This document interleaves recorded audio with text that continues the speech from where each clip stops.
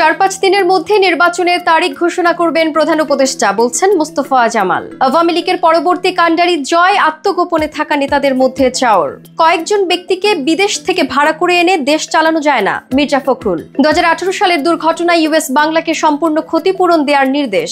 যে ব্যবসায়ীকে 1 লাখ টাকা ঘুষ দিতে হতো, এখন তাকে 5 লাখ দিতে হচ্ছে, বক্তব্য মির্জা ফখরুলের। চিকিৎসা শেষে বার্ন ইনস্টিটিউট থেকে আজ বাড়ি ফিরছে মাইলস্টোন স্কুলের 2 শিক্ষার্থী। রেস 1-এ নেমে মারাত্মক দুর্ঘটনায় আহত বাংলাদেশি অভিক আনোয়ার। আমি জিনিয়া, আপনারা দেখছেন টাইমস ফ্ল্যাশ।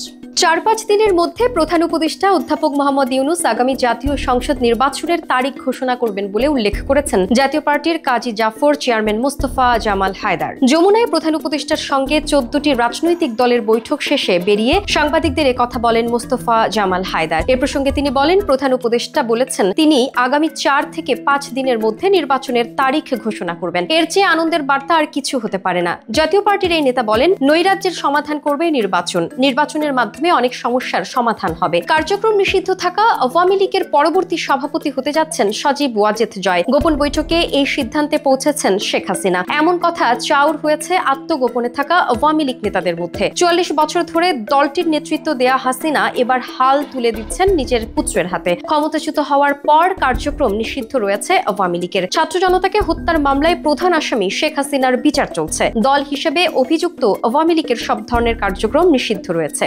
কয়েকজন ব্যক্তিকে বিদেশ থেকে ভাড়া করে এনে দেশ চালানো যায় না, এমন মন্তব্য মির্জা ফখরুলের। তিনি এও বলেন, জাতীয় ঐক্যমত্য কমিশন রাজনৈতিক দলগুলোর সঙ্গে বৈঠক করে রাষ্ট্রের মৌলিক সংস্কার করে দেবে, এমনটা ভাবার সুযোগ নেই। বিএনপি মহাসচিব বলেন, অনেকেই মনে করছেন কয়েকজন লোক সংস্কার যারা করছেন তারা কতগুলো বৈঠক করে সংস্কার করে জনগণকে এগিয়ে দিলেন আর সংস্কার হয়ে গেল।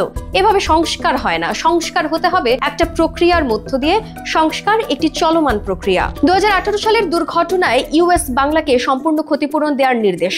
আদালতের রায়ে বলা হয়েছে, বীমা কোম্পানি থেকে প্রতি পরিবারকে $20,000 করে যেসব ক্ষতিপূরণ দেওয়া হয়েছে সেগুলোর বাইরে ইউএস বাংলা এয়ারলাইন্সকে মোট $27,40,000 নেপালি মুদ্রায়, যা প্রায় 37,86,00,000 রুপি পরিশোধ করতে হবে। এই অর্থ ক্ষতিপূরণ হিসেবে দেওয়া হবে দুর্ঘটনায় ক্ষতিগ্রস্ত 17টি পরিবারকে। 2018 সালের 22 মার্চ ইউএস বাংলা এয়ারলাইন্সের একটি ফ্লাইট কাঠমান্ডুর ত্রিভুবন আন্তর্জাতিক বিমানবন্দরে অবতরণের সময় পথভ্রষ্ট হয়ে দুর্ঘটনার শিকার হয়। 76 আসনের বোয়িং বিমানে আগুন ধরে যায় এবং এতে করে 51 জন যাত্রী নিহত হন। নিহতদের মধ্যে ছিলেন 22 জন নেপালি, 28 জন বাংলাদেশি ও 1 জন চীনা নাগরিক। বারবার বিভিন্ন ত্রুটি ও দুর্ঘটনার জন্য আলোচিত বাংলাদেশের এই বেসরকারি ফ্লাইট সংস্থাটি। তবে নেপালের আদালতে এমন কোনো রায় আদৌ প্রদান করা হয়েছে কিনা সে ব্যাপারে নিশ্চিত নয় এয়ারলাইন্সটি।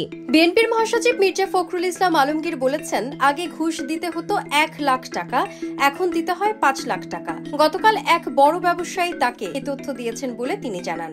সিরডাপ মিলনায়তনে তত্ত্বাবধায়ক সরকারের উপদেষ্টা ও অর্থনীতিবিদ হোসেন জিল্লুর রহমান রচিত অর্থনীতি, শাসন ও ক্ষমতা, যাপিত জীবনের আলেখ্য শীর্ষক বই প্রকাশনা অনুষ্ঠানে মির্জা ফখরুল কথা বলেন। মির্জা ফখরুল বলেন, কোথাও কোনো সুশাসন নেই, নিয়ন্ত্রণ নেই, পুলিশে কোনো পরিবর্তন হয়নি। তবে রাতারাতি সংস্কার করে ফেলা সম্ভব নয়, এজন্য সময় লাগবে।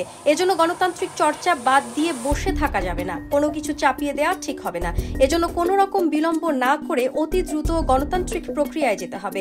গণতান্ত্রিক উপায়ে জনগণের প্রতিনিধিকে সংসদে পাঠিয়ে সংস্কার করতে হবে। চিকিৎসা শেষে বার্ন ইনস্টিটিউট থেকে আজ বাড়ি ফিরছে মাইলস্টোন স্কুলের 2 শিক্ষার্থী। বার্ন ইনস্টিটিউটের পরিচালক অধ্যাপক নাসির উদ্দিন বলেন, প্রথমত দুঃখের সংবাদ হচ্ছে গত 24 ঘন্টায় আরো 2 জন চিকিৎসাধীন অবস্থায় মারা গেছে। আমরা আপনাদের আগেই জানিয়েছিলাম আজ থেকে রিলিজ দেওয়া শুরু করব। এই ধারাবাহিকতায় আজ আমরা 2 শিশুকে কিছুক্ষণের মধ্যেই হাসপাতাল থেকে রিলিজ দেব। আশা করছি আগামী সপ্তাহে আরো 10 জনকে আমরা ছেড়ে দিতে পারবো। রেস 1-এ নেমে মারাত্মক দুর্ঘটনায় আহত বাংলাদেশি অভিক আনোয়ার। মালয়েশিয়ার সেপাং ইন্টারন্যাশনাল সার্কিটে রেস 1 চলাকালে মারাত্মক গাড়ি দুর্ঘটনায় আহত হয়েছেন। অভিকই একমাত্র বাংলাদেশি যিনি ফর্মুলা 1-এ অংশগ্রহণের গৌরব অর্জন করেছেন। দুর্ঘটনার দিন সকালে অভিক নিজেই এক আশাবাদী পোস্ট দিয়েছিলেন, গতকালের কোয়ালিফাইংয়ে আমি P4 অর্থাৎ 4র্থ অবস্থান নিশ্চিত করেছি। টার্ন 5 ও 6-এ হঠাৎ গাড়ি স্লিপ করে, কিন্তু ইনশাল্লাহ আজ বাংলাদেশের জন্য পডিয়ামের জন্য লড়ব। কোয়ালিফাইংয়ে চ্যালেঞ্জ সত্ত্বেও তার লড়াই চালিয়ে যাওয়ার অঙ্গীকার ছিল, কিন্তু অপ্রত্যাশিত দুর্ঘটনায় এখন তিনি চিকিৎসকদের নিবিড় পর্যবেক্ষণে। এরকম আরো তথ্য পেতে চোখ রাখুন বাংলাদেশ টাইমস.com-এ। ধন্যবাদ।